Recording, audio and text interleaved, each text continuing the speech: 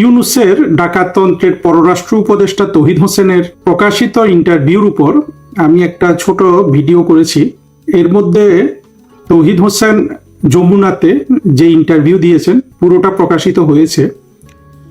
ইন্টারভিউটা শোনার পর আমার মনে হলো যে এখানে অনেকগুলো বিষয় এসছে যেগুলো নিয়ে আমাদের কথা বলার দরকার আছে। একে তো তৌহিদ হোসেন অত্যন্ত গুরুত্বপূর্ণ একজন মেম্বার ছিল এই ডাকাততন্ত্রের, এবং যেই কথাগুলো তৌহিদ হোসেন বলেছেন এর মধ্যে খুব একটা মৌলিকত্ব নতুনত্ব আছে এইটা বলা যাবে না।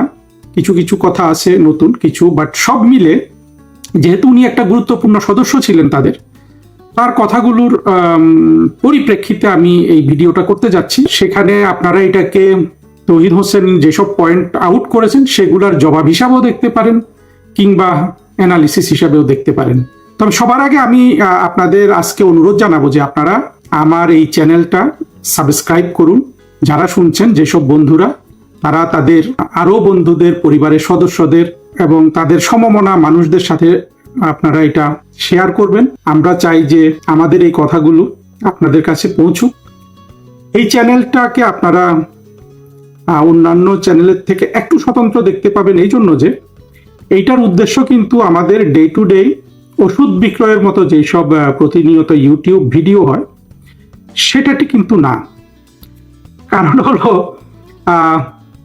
ওষুধ বিক্রয়ের যে প্রতিযোগিতা সেখানে তো আসলে আমি টিকবো না।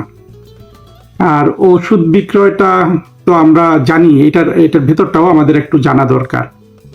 আমরা সবাই তো গুলিস্তানে যে মলম এবং সিরাপ বিক্রি হয় ক্যানভাসের মাধ্যমে, এটার সাথে আমরা অনেকেই পরিচিত। যে লোকগুলা এই ক্যানভাসটা করে তাদের তো অনন্য প্রতিভা আছে, তাই না? তাদের সম্মোহন ক্ষমতা এতটাই যে তাদের ক্যানভাস শুনে আমরা অনেকেই এইসব ওষুধ কিন্তু কিনে ফেলি, যেহেতু এই বেশিরভাগ সিরাপ এবং মলম পৌরুষ জাগানোর জন্য তারা বিক্রি করে। কিন্তু দেখুন, এই যে লোকটা এই ওষুধ বিক্রি করছে তার যে প্রতিভা, সেই প্রতিভা তো আমি আয়ত্ত করতে পারিনি। এখানে তো আমার সীমাবদ্ধতা আছে। বিশেষ করে আমার কণ্ঠের যে দুর্বলতা সেইটা তো আমি স্বীকার করি। এই ওষুধ বিক্রির প্রতিভা নিয়ে তো মানুষ, কেউ ওষুধই বিক্রি করে সারা জীবন, কেউ ইউটিউবার হচ্ছে, কেউ কিন্তু সলিমুল্লাহ হচ্ছে, কেউ আবার কিন্তু নোবেল প্রাইজও পেয়ে যাচ্ছে ইউনূসের মতো। আপনাদের কি কখনো মনে হয়েছে যে ইউনূস যে যোগ্যতা বলে নোবেল প্রাইজ পেয়েছে সেটা কি কোনো অংশে এই যে যাদেরকে আমরা ওষুধ বিক্রেতা বলছি, হয়তো তাদেরকে এখানে একটু ছোটও করা হয়ে যাচ্ছে, তাদের যে প্রতিভা তার থেকে তো ইউনূসের প্রতিভা খুব একটা বেশি নয়। ইউনূস যে এই 2025 বা 24 সালে একটা বক্তৃতা দিল, আমরা সবাই এই বক্তৃতা শুনেছি যে তার কাছে চিঠি এসছে। সেই চিঠিতে বাংলাদেশের তরুণদের জাপান চাচ্ছে, ইউরোপ চাচ্ছে, আমেরিকা চাচ্ছে। 25-এ যদি এই অবস্থা হয়, 26-এ কি অবস্থা হবে, 27-এ কি অবস্থা হবে? হ্যাঁ, এত তরুণ পৃথিবীতে আর কে দিতে পারে ইউনূস ছাড়া? চিন্তা করেন, একটা লোক 20 কোটি মানুষের সামনে দাঁড়িয়ে কত বড় ধাপ্পাবাজির একটা বক্তৃতা দিয়ে দিল। এটা একটা বিরল প্রতিভা না? সেই প্রতিভা তো আমি দেখাতে পারবো না। আমার যতটুকু পড়াশোনা আছে, যতটুকু দেখেছি যে সাধারণত এই বক্তৃতা যারা পারঙ্গম তারা বেশিরভাগই ইতিহাসের টাউট বাটপার। আমরা যেমন পিনাকির মধ্যে দেখি মাহফুজুর রহমানের মধ্যে দেখি, মাহমুদুর রহমানের মধ্যে দেখি, ফরহাদ মজহারের মধ্যে দেখি। আসলে আমি যতদূর দেখেছি যে 2 জন বাগ্মীকে আমি বলতে পারি যে তারা টাউট বাটপার ছিলেন না। একজন আব্রাহাম লিঙ্কন, একজন জন এফ কেনেডি। অবশ্য এদেরকে বা বাগ্মী বলবো কিভাবে? দুটো বক্তৃতা, যেটা সেই আব্রাহাম লিঙ্কনের যে গেটিসবার্গ স্পিচ সেটাও তো লিখিত ছিল, আর জন এফ কেনেডির যে বিখ্যাত ইনোগারাল স্পিচ সেটাও তো লিখিত ছিল।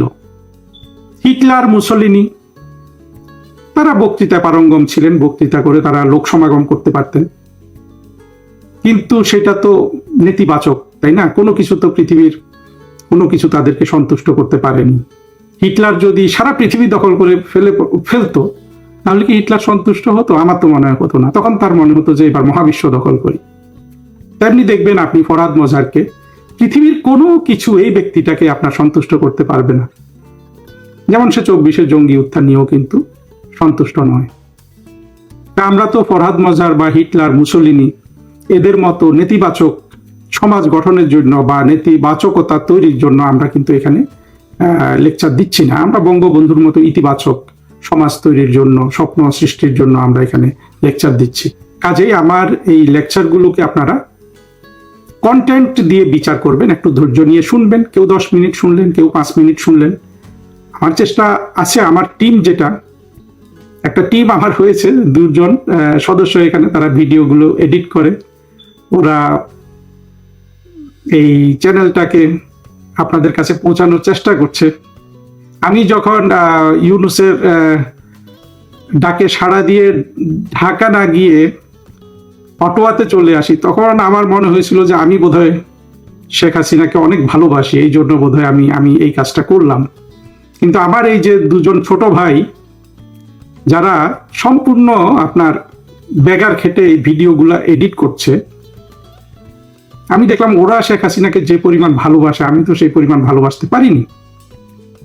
এবং শেখ হাসিনাকে আমার খুব সৌভাগ্যবান মনে হয়েছে। আমরা দেখেছি খালেদা জিয়া যখন জেলে যান, তার জন্য আসলে তেমন কোনো বিএনপির কর্মীরা সেইভাবে জান দেয়া যেটাকে বলে সেটা দেয়নি। এইটা থেকে প্রভাবিত হয়ে ফজু পাগলা বা ফজলুর রহমান বলছিল যে শেখ হাসিনার জন্য 20টা-25টা মানুষ রাস্তায় মরে গেল না কেন। এটার সাথে আমিও একটু সুর মিলিয়েছিলাম, কারণ তখনকার পরিস্থিতিতে আমার মনে হয়েছিল যে এরকম হলেও হতে পারতো। কিন্তু এখন যেহেতু আওয়ামী লীগের অনেক তৃণমূলের সদস্য, কর্মী, সমর্থক, তাদেরকে দেখি তারা কেউ কেউ আমার সাথে যোগাযোগ করে, তখন দেখি যে আসলে শেখ হাসিনার জন্য রাস্তায় জীবন দিয়ে দেওয়ার জন্য তার শত শত সৈনিক রয়েছে। এটা কিন্তু বাংলাদেশের আর কোনো রাজনৈতিক নেতার নাই। আমি জানি শেখ হাসিনা এটা নিশ্চিতভাবে অনুভব করেন যে তাকে তার কর্মীরা কতটা ভালোবাসে। আমাদের এই ক্ষুদ্র প্রচেষ্টা, যেটাকে আমরা বৃহৎ প্রচেষ্টায় রূপান্তর করতে চাই, সেটা হলো যে আমাদের শক্তি ভালোবাসা। আমরা শেখ হাসিনাকে ভালোবাসি। আমরা শেখ হাসিনাকে ভালোবাসি এই জন্য যে শেখ হাসিনাই কেবল বাংলাদেশকে সঠিক রাস্তায় আনতে পারেন, এবং আমরা একটা আলোকিত সমাজ দেখতে চাই। আমরা মুক্তিযুদ্ধের চেতনাকে ভালোবাসি। এই ভালোবাসার নিবেদন আমাদের, এবং আমাদের উদ্দেশ্য অত্যন্ত পরিষ্কার। যে ওষুধ বিক্রির যে ভূমিকা দিয়েছিলাম, সেখান থেকেই বলি যে আমাদের উদ্দেশ্য হলো যে আমাদের যে তরুণ শ্রেণীটা আছে, তাদের মধ্যে যারা তো আউট অ্যান্ড আউট জঙ্গি হয়ে গেছে, তাদেরকে আর আমরা কিছু করতে পারবো না। কিন্তু যারা এখনো আওয়ামী লীগের সমর্থকদের পরিবারের সন্তানরা, তরুণ কিশোর কিশোরী আছে, মুক্তিযুদ্ধের পক্ষের মানুষ তো বাংলাদেশে অনেক আছে। বিশেষ করে 24-এর জঙ্গি উত্থানের অনাচার দেখার পর তো অনেক মানুষ আবার নতুন করে ভাবছে, কারণ সবাই তো দেখতে পাচ্ছে আসলে দেশটাকে ইউনূস ধ্বংস করে দিয়েছে। সেখান থেকে আমরা নতুন আমাদের যে তরুণ সমাজ হবে, তাদের যদি আমরা চিন্তার খোরাক দিতে পারি, তাদেরকে যদি আরো ভালো মানুষ হিসাবে গড়ে তুলতে পারি, তাদের যদি দেশপ্রেম আমরা জাগাতে পারি, এবং কিভাবে ভালো মানুষ হওয়া যায়, কিভাবে সৎ মানুষ হওয়া যায়, সত্যি সত্যি ধাপ্পাবাজ না হয়ে একটা জেনুইন হিউম্যান বিং হওয়া যায়, এই জায়গায় যদি আমরা আমাদের মুক্তিযুদ্ধের পক্ষের নতুন জেনারেশনকে অনুপ্রাণিত করতে পারি, তাহলে আমাদের এই চ্যানেলের যেটা উদ্দেশ্য সেটা সার্থক হবে। আপনারা সাথে থাকবেন। আমি ফেসবুকে অনেক কড়া কড়া কথা লিখতে হয় ইম্প্যাক্টের জন্য। এই চ্যানেলে আমি চেষ্টা করব আপনারা যাতে আপনাদের যত পরিবারের ছোট ছোট সদস্য আছে তাদেরকে যদি শোনাতে চান, কারণ আমার একটা দীর্ঘমেয়াদী স্বপ্ন হলো যে আমরা জেনারেশনটাকে চাই। আমরা তো ইউনূসের মাধ্যমে একটা জেনারেশনকে হারিয়ে ফেলেছি। একটা জেনারেশনের অনেক বড় অংশকে কিন্তু ইউনূস ধ্বংস করে দিয়ে চলে গেছে। বাকি যেটা আছে তাদের যদি আমরা উদ্ধার করতে পারি, তারা কিভাবে চিন্তাটাকে প্রসেস করবে সেটা যদি আমরা তাদেরকে ধরিয়ে দিতে পারি, যুক্তিকে ধরিয়ে দিতে পারি, অবশ্যই তরুণরা এটা গ্রহণ করবে। মানুষ তো স্বভাবত একটা ভালো জিনিস, মানুষ কিন্তু চায় ভালো হতে, সে পরিস্থিতির চাপে ভালো হতে পারে না। যেই কোনো ক্রিমিনাল ক্রাইম সব কিন্তু মানুষের প্রথম 7 বছরের মধ্যে কিন্তু ব্রেন তৈরি হয় যে সে ক্রিমিনাল হবে, সে বক্তা হবে, সে ওয়াজকারী হবে, সে ধ্বংসকারী হবে না সে সৃষ্টিকারী হবে। ফলে মানুষকে আসলে কোনো ওইভাবে আসলে আমি দোষ দেই না। ইউনূস আজকে যে ইউনূসের মতো একটা দানব হয়েছে, নিশ্চিতভাবে পরিবারে বা ছোটবেলায় তার একটা ক্রিমিনাল হয়ে গড়ে ওঠার অনেক উপাদান নিশ্চয়ই তার পরিবারে ছিল, কোথাও না কোথাও তো ছিল। তো সেখান থেকে যদি ছোট মানুষদের উদ্ধার করা যায়, অবশ্যই তারা পজিটিভ মানুষে রূপান্তরিত হবে, ধ্বংসকারীতে রূপান্তরিত হবে না। যাই হোক, এই দিকে অনেক লম্বা কথা বললাম। এই ভিডিওটা আমার টিমকে বলবো পুরোপুরি তুলে দিতে, যে যতটুকু শুনলেন। এখন আমি এই তৌহিদ হোসেনের যে লম্বা ইন্টারভিউ, সেখানে কয়েকটা জিনিস বলবো বলেছিলাম, সেগুলো নিয়ে একে একে আমি বলার চেষ্টা করি। প্রথমে যেটা একটা গুরুত্বপূর্ণ পয়েন্ট তৌহিদ হোসেন বলেছেন যে ডিপ স্টেট সব জায়গায় ছিল, পৃথিবীর সব পরিবর্তনে ডিপ স্টেট, কোনো না কোনো রাষ্ট্রের ডিপ স্টেট জড়িত হয়। এটা সত্য, আমিও মনে করি এটা সত্য। কিন্তু তৌহিদ হোসেন যেটা বোঝাতে চাইলেন যে এখানে একটা স্বতঃস্ফূর্ত গণজাগরণ হয়েছিল। জি না, মিস্টার তৌহিদ হোসেন, এখানে স্বতঃস্ফূর্তভাবে মানুষ জয়েন করেছিল, কিন্তু তারা একটা ষড়যন্ত্রের ফাঁদে পড়েছে রে ভাই। তারা ডিপ স্টেট বলুন, বাংলাদেশের জঙ্গি স্বাধীনতা বিরোধীদের বলুন, তাদের ষড়যন্ত্রের ফাঁদে পড়েছে। ষড়যন্ত্রটা কি? কিভাবে শেখ হাসিনা সরকারকে ফেলে দেওয়া যায়, এবং তার জন্য তারা অত্যন্ত জনপ্রিয় একটা ইস্যুকে বেছে নিল, যে চাকরি। সেটাকে তারা বানালো বৈষম্যহীন সমাজ, এবং অত্যন্ত জনপ্রিয় একটা ইস্যু যেহেতু তারা তৈরি করেছে, অনেক তরুণ, অনেক ছাত্রছাত্রী এখানে বিভ্রান্ত হয়েছে। পরবর্তীতে জঙ্গি উত্থান সফল হয়ে যাওয়ার পর আমরা দেখেছি যে এই রাষ্ট্রে চাকরি শুধু আপনারা দিয়েছেন, আপনি ইউনূস, তারা দিয়েছেন এই 24-এর জঙ্গি শ্রেণীকে, বাংলাদেশের স্বাধীনতা বিরোধী শ্রেণীকে, যারা বাংলাদেশটা চায়ই নাই।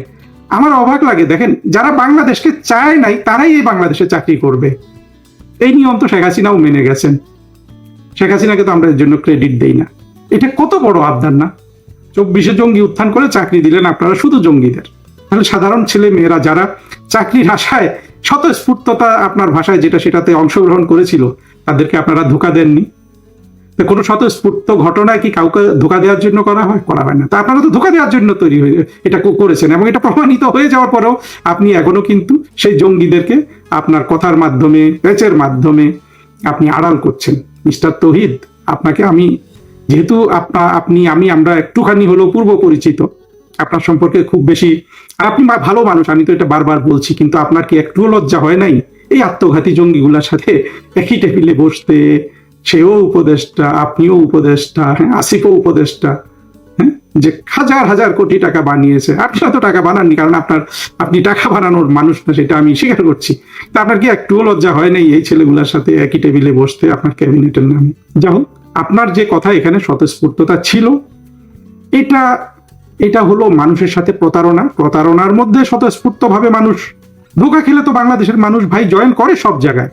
আমার এই ভিডিও শুরুতে যেটা বলেছিলাম যে ওষুধ গুলিস্তানে যারা ওষুধ বিক্রি করে, সেখানে যারা দাঁড়ায়, ওরা তো স্বতঃস্ফূর্ত ভাবেই দাঁড়ায়। একজন দুইজনকে ওরা টেনে আনে যে ভাই একটু দাঁড়ান, ওষুধটা দেখেন, আর 50 জন তো স্বতঃস্ফূর্ত ভাবেই দাঁড়ায়, কেউ তো ডেকে আনে না।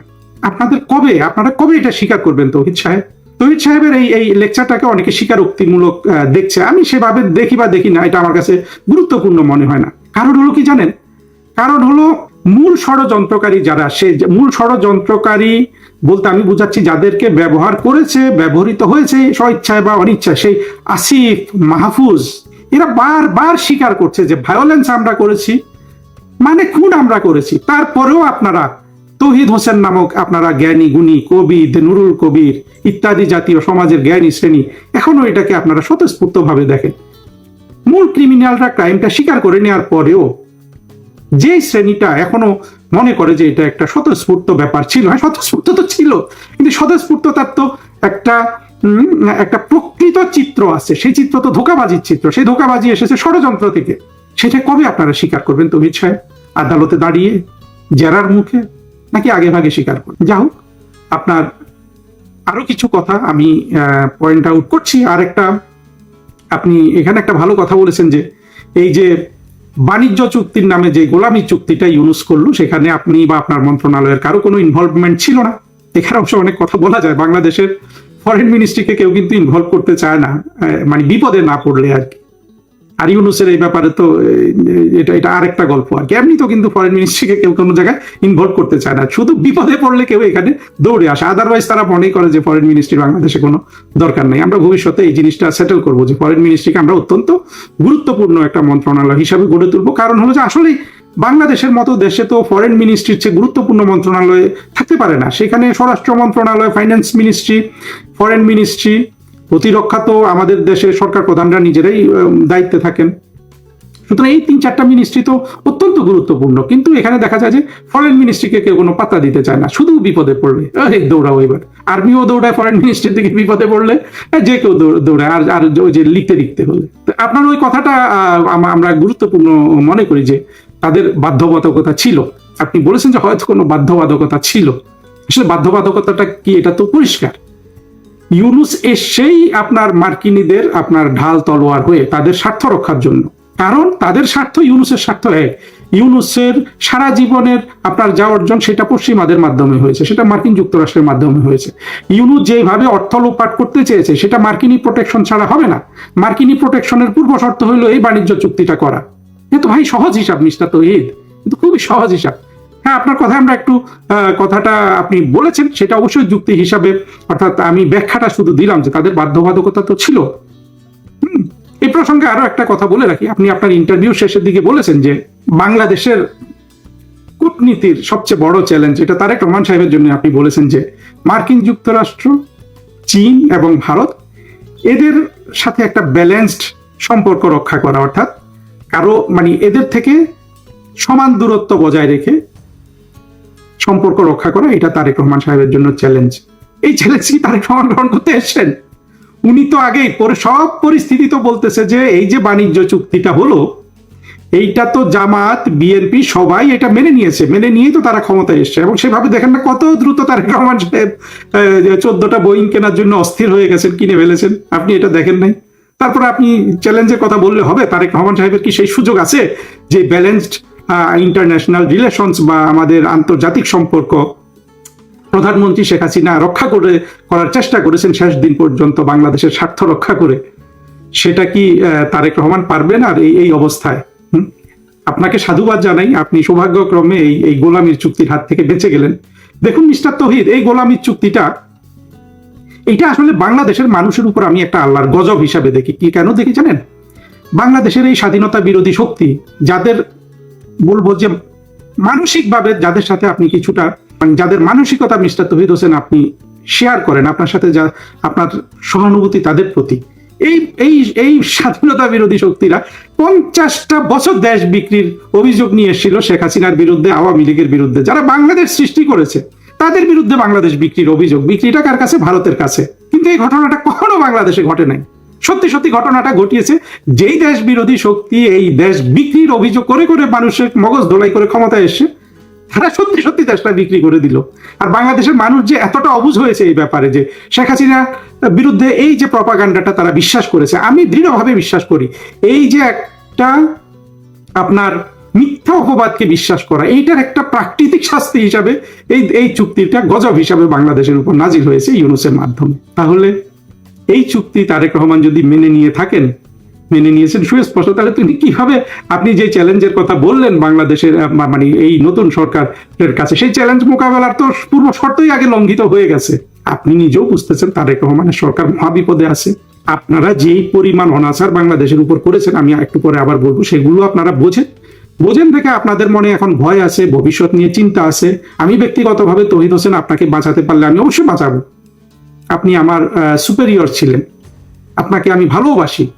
কিন্তু আপনি যে অপরাধতন্ত্রের সাথে জড়িত হয়ে গেছেন, আপনি এই যে আত্মঘাতী সন্ত্রাসীগুলোর সাথে এক টেবিলে বসে খানা খেয়েছেন, এক চেয়ারের চারিদিকে, এক টেবিলের চারিদিকে বসে হাসি তামাশা করেছেন, তাদের পেটে গুতা দিয়েছেন, অর্থাৎ হাসি তামাশার ছলে স্নেহ করেছেন, হ্যাঁ, আর সার্বিকভাবে যে অপরাধের সাথে আপনি জড়িত হয়ে গেছেন, সেখান থেকে কি আসলে কারো সুযোগ আছে আপনাকে, যদি এগুলোর আসলে সত্যি সত্যি বিচার হয় তখন আপনাকে বাঁচানোর? আমি জানি না আছে কিনা। আপনাকে আমি বাংলাদেশের বড় শত্রু মনে করি না, কিন্তু আপনি তো ভুলে হোক না বুঝে হোক একটা বড় অপরাধতন্ত্রের সাথে আপনি জড়িত হয়ে গেছেন। জানি না আপনাদের কি অবস্থা হবে।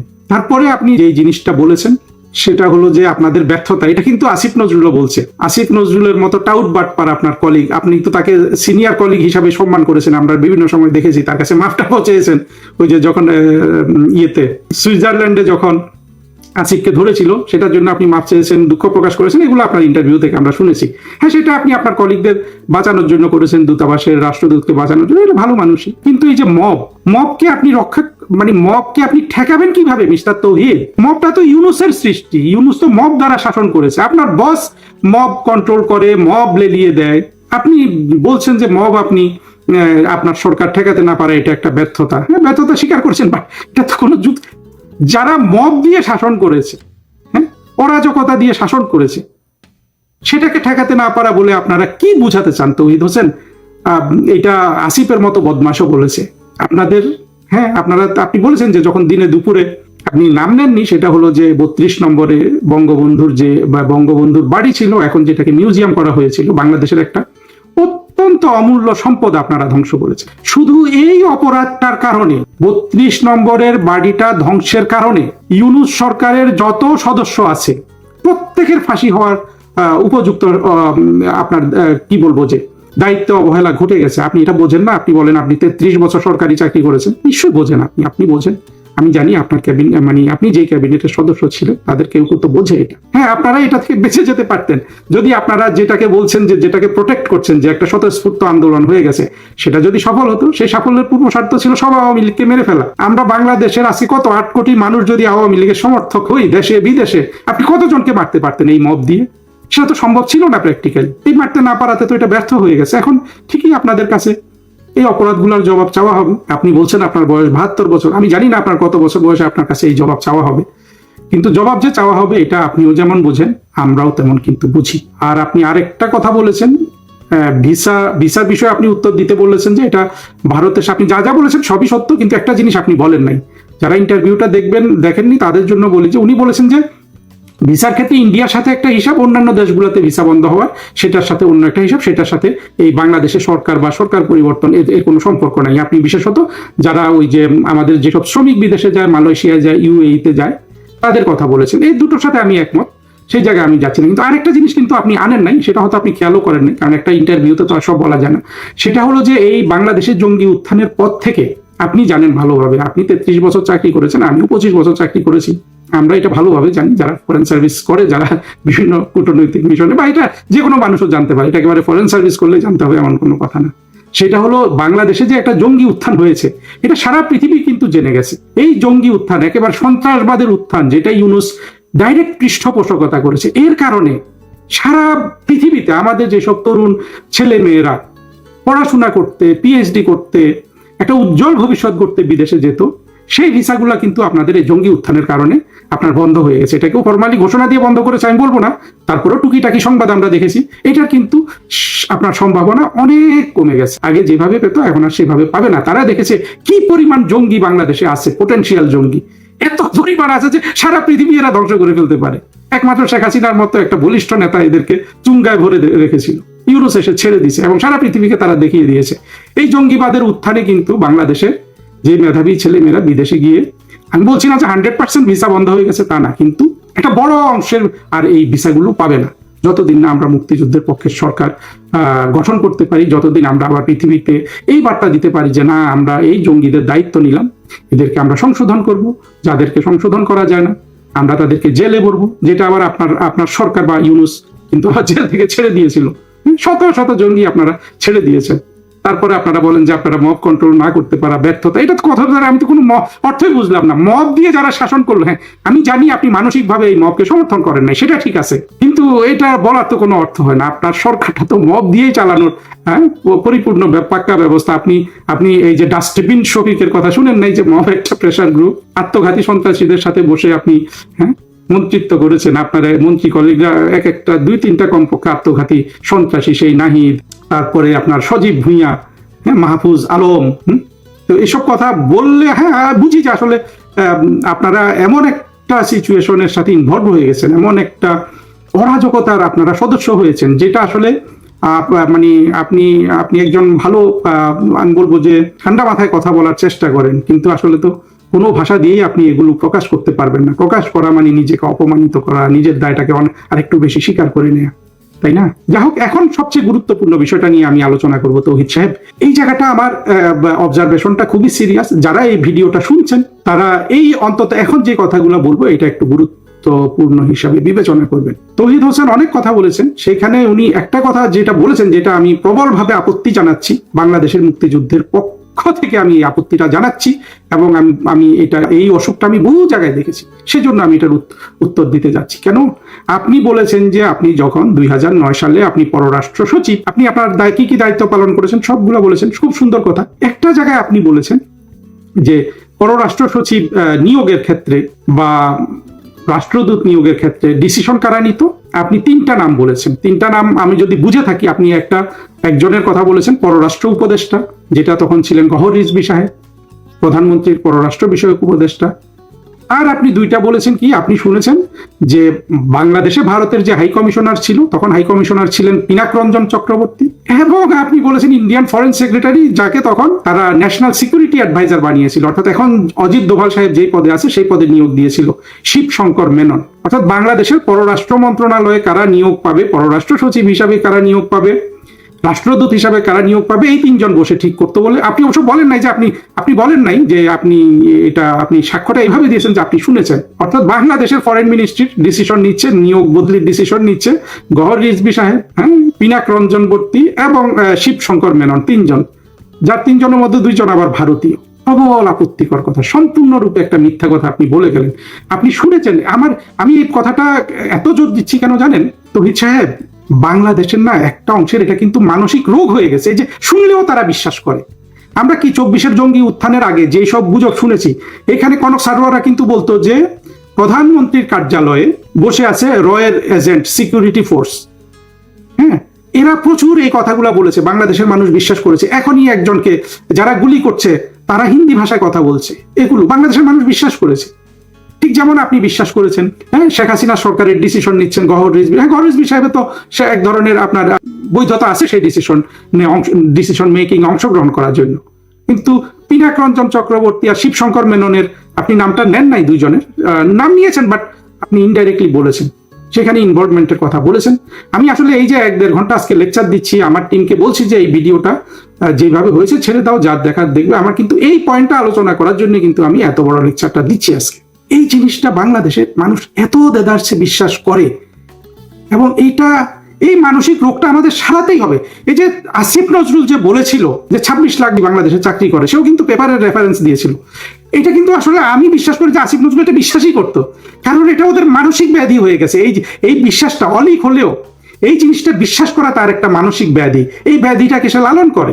এটা বাংলাদেশের মানুষকে আমাদের বুঝাতে হবে যে এই ব্যাধিটা এরা কিন্তু লালন করে। আসিফ নজরুল এটা এমনি এমনি বলে নাই, সে কিন্তু বিশ্বাস করে। পরবর্তীতে সে যখন সরকারে ঢুকলো, মানুষের চাপে পড়লো, জনমতের চাপে পড়লো, তখন সে বলছে যে এটা আমি কথার কথা হিসাবে বলে ফেলেছি, সরকারি দায়িত্বে না থাকলে তো কত কিছু বলা যায়। অর্থাৎ আসিফ যে মিথ্যা কথা বলেছে, আসিফ কিন্তু সেটা স্বীকার করেছিল। কিন্তু এটা বাংলাদেশের মানুষের অসুখ, মানসিক ব্যাধি। এটা আমি অনেক জায়গায় দেখেছি। পররাষ্ট্র মন্ত্রণালয়ের অনেক গুরুত্বপূর্ণ, আমি এখন নাম নিচ্ছি না, আপনি যে কজনের নাম নিয়েছেন সেখানে ফরেন মিনিস্ট্রির এইরকম একজনও আমাকে বলেছিল যে ইন্ডিয়ানরা সব ডিসিশন দেয়। সেও এই মানসিক ব্যাধিতে আক্রান্ত। আমি যখন মরক্কো থেকে চলে আসি, তার 2-3 মাস আগে এই ছেলেটা দেখি এখনো ওই নেদারল্যান্ডে বাংলাদেশের রাষ্ট্রদূত, ও এখানে গিয়েছিল একটা সরকারি প্রোগ্রামে। সেও বিশ্বাস করতো, সে ফরেন মিনিস্ট্রিতে সাউথ এশিয়া ডেস্কের ডিজি ছিল, সে বিশ্বাস করতো বাংলাদেশে 26 লাখ বাংলাদেশি ছিল। সে কখন এটা বিশ্বাস করে? যখন আসিফ নজরুল অলরেডি স্বীকার করে ফেলেছে যে বাংলাদেশে 26 লাখ বাংলাদেশি নাই। এটা সে যখন দায়িত্বহীন লোক ছিল, অর্থাৎ তার যখন কোনো সরকারি দায়িত্ব ছিল না, তখন সে এটা বাদ কি বাদ বলে ফেলেছে। আসিফ নজরুল এই কথা বলার পরও ওই যে ফরেন মিনিস্ট্রির ওই রাষ্ট্রদূত যে সাউথ এশিয়া ডেস্কে কাজ করেছে, সে বিশ্বাস করে বাংলাদেশে 26 লাখ ভারতীয়। আমার ধারণা এই রোগে আক্রান্ত অনেক মানুষ এখনো বিশ্বাস করে। আসিফ নজরুল স্বীকার করার পরেও বিশ্বাস করে যে বাংলাদেশে 26 লাখ ভারতীয় বাংলাদেশে এখনো চাকরি করে। ওই রাষ্ট্রদূতের সাথে ওর একটা অফিসার গেছে, সেও বিশ্বাস করে। সে আবার দেখি তার রাষ্ট্রদূতের সাথে তাল মিলাচ্ছে। আমি ওদেরকে কিন্তু বুঝাতে সক্ষম হই নাই যে এগুলো মানুষের ফ্যান্টাসি। আমাদেরকে এই জায়গাটায় ভালোভাবে কিন্তু এই অসুখটা সারাতে হবে। এই অসুখ না সারালে বাংলাদেশকে আমরা রক্ষা করতে পারবো না। বাংলাদেশের এই যে ভারতের আধিপত্যকে কিল করতে হবে, এই শ্রেণীটা আসলে বুঝাতে চায় বাংলাদেশকে আওয়ামী লীগকে কিল করতে হবে। ভারতের সাথে আমার কোনো প্রেম সখ্য কিচ্ছু নাই, আমি ভারতকে প্রতিবেশী মনে করি, আমি এই ব্যাপারে খুবই বাস্তববাদী। কিন্তু এই যে একটা মিথ্যা আরোপ করা হয় শেখ হাসিনার উপর, বঙ্গবন্ধুর উপর, বাংলাদেশের মুক্তিযুদ্ধের উপর, শক্তির উপর, আমাদের মূলধারার উপর, এই অসুখটা আমাদের কিন্তু আপনাদের সারিয়ে দিতে হবে। তৌহিদ সাহেব, আপনার মতো লোক যদি বিশ্বাস করে যে হ্যাঁ গওহর রিজভী, তারপরে পিনাক রঞ্জন চক্রবর্তী আর শিবশঙ্কর মেনন ঠিক করছে কে ফরেন সেক্রেটারি হবে কে হবে না। এটা তাহলে রোগটা কার না হতে পারে বলেন? কার কার এই রোগ হবে না যদি তৌহিদ হোসেন সাহেবের হয়? কিন্তু দেখুন তৌহিদ হোসেন সাহেব, আপনি কিন্তু আপনার এই বক্তৃতাতেই আপনি কিন্তু আবার আপনার এই বিশ্বাস যে ভুল সেটা আমি একটা ছোট্ট যুক্তি দিয়ে প্রমাণ করছি। যুক্তিটা কি? আপনি এই একই বক্তৃতায় বলেছেন যে মিজানুল কায়েসকে আপনারা ভারতে হাই কমিশনার বানানোর জন্য এগ্রিমো চেয়েছিলেন, ভারত সেই এগ্রিমো নাকচ করে দিয়েছে। তো ভারত যদি এই এগ্রিমো নাকচ করে মিজানুল কায়েসের জন্য, আর তার মানে হলো যে শিবশঙ্কর মেনন, পিনাক রঞ্জন চক্রবর্তী কিংবা ভারতের গভর্নমেন্ট যারা এই দায়িত্বে ছিল বাংলাদেশের ফরেন মিনিস্ট্রিতে কারা চাকরি করবে, কারা কোন পোস্টে যাবে ঠিক করার, শেখ হাসিনা তাদের ডিসিশনে যদি এই লোকগুলোকে বসান, আর ভারত যদি মিজানুল কায়েসের এগ্রিমো নাকচ করে দেয়, তার মানে তো ভারত মিজানুল কায়েসকে পছন্দ করে না। তাহলে নিশ্চয়ই মিজানুল কায়েসকে শেখ হাসিনা ফরেন সেক্রেটারি বানাতে পারতো না। এটা যদি শেখ হাসিনার ইন্ডিপেন্ডেন্ট ডিসিশন না হয়, এটা যদি শিবশঙ্কর মেননের ডিসিশন হয়, পিনাক রঞ্জন চক্রবর্তীর ডিসিশন হয়, কিংবা ভারতীয়দের ডিসিশন হয়, তাহলে ভারতীয়রা যাকে ফরেন তাদের হাই কমিশনার, তাদের দেশে হাই কমিশনার হিসাবে অ্যাকসেপ্ট করলো না, তারাই যদি এই ডিসিশনগুলো দেয়, তাহলে তারা কেন বাংলাদেশের ফরেন সেক্রেটারি হিসাবে মিজানুল কায়েসকে অ্যাকসেপ্ট করবে? কারণ ভারতে যে বাংলাদেশের যে হাই কমিশনার হয় তার চেয়ে তো যে ফরেন সেক্রেটারি হয় তার গুরুত্ব বেশি ভারতের কাছে, ভারত যদি ওইভাবে এটা নিয়ন্ত্রণ করার সক্ষমতা রাখে। তৌহিদ সাহেব, এই যে আপনি যে এত বড় একটা মানসিক ব্যাধিতে আক্রান্ত, আপনি কি বুঝতে পেরেছেন? আপনার কথার মধ্যে আমি শুধু আপনার বক্তৃতা, আপনার ইন্টারভিউ থেকে আমি জবাবটা দিলাম। আপনি একবারও চিন্তা করেছেন যে আপনি বলছেন যে মিজানুল কায়েসকে ইন্ডিয়ানরা এগ্রিমো দেয় নাই, তাহলে কি করে মিজানুল কায়েসকে তারা ফরেন সেক্রেটারি মেনে নিল? আমার অবাক লাগে যে আপনাদের মানসিক ব্যাধি কত গভীরে আমাদের দেশে ভারত বিদ্বেষ, হিন্দু ঘৃণা কত গভীরে ঢুকেছে। আপনারা যারা আমার এই ভিডিওটা শুনেছেন তারা শুধু তৌহিদ হোসেনের এই এখন ইন্টারনেটে যেই ইন্টারভিউটা ঘুরে বেড়াচ্ছে এইটা শুনবেন। আমি কিন্তু তৌহিদ হোসেনের কথা থেকে তৌহিদ হোসেনকে জবাব দিলাম। আপনারা জবাবটা আপনাদের মনের সন্তুষ্টি অনুযায়ী পেয়েছেন কিনা আমাকে একটু জানাবেন। কিন্তু আমাদের এই তৌহিদ হোসেন সাহেবদের এবং তাদের দ্বারা প্রভাবিত বাংলাদেশের জঙ্গি, মৌলবাদী, স্বাধীনতা বিরোধী, একাত্তরের পরাজিত শক্তি দ্বারা প্রভাবিত এই যে একটা মিথ্যা মানে বাংলাদেশের মুক্তিযুদ্ধের পক্ষের শক্তি আওয়ামী লীগকে ঘায়েল করার জন্য এই যে তারা কল্পনা প্রসূত মিথ্যা জিনিস নিজেরাও বিশ্বাস করে আবার অন্যদেরকেও বিশ্বাস করায়, এই জায়গাটায় আমাদের ভালো করে আঘাত করতে হবে এবং এই অসুখটা সারাতে হবে।